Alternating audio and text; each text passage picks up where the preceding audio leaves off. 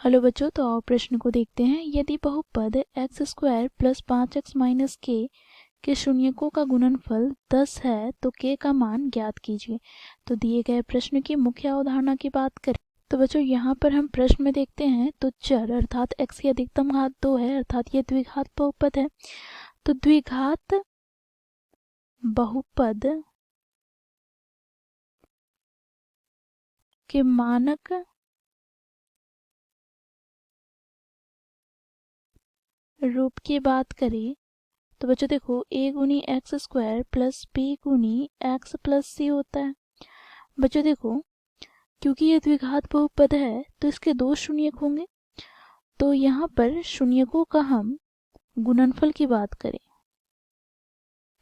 तो शून्यकों का गुणनफल हम कैसे ज्ञात करते हैं?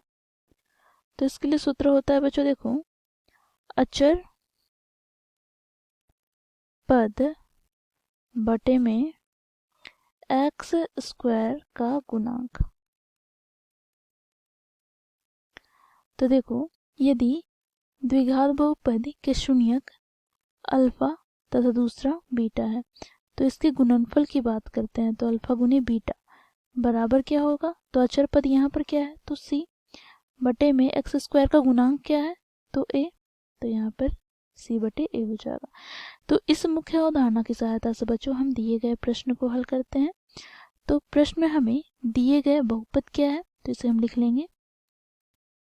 दिए गए बहुपद अर्थात px बराबर क्या है? तो देखो यहाँ पर x square plus 5x minus के, ठीक है।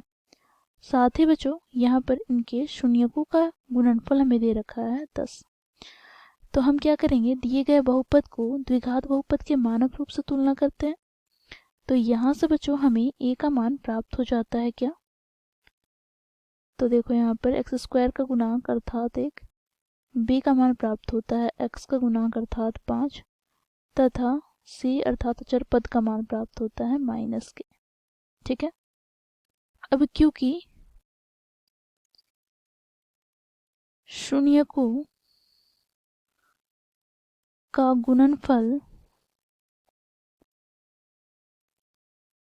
हमें दे रखा है क्या?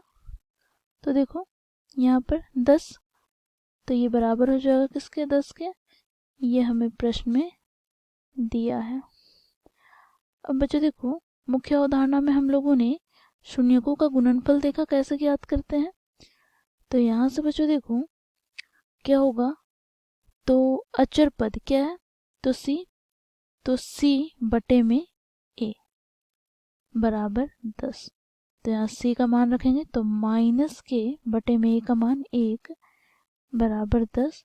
तो यहाँ से बच्चों हमें k का मान प्राप्त हो जाएगा क्या? तो -10।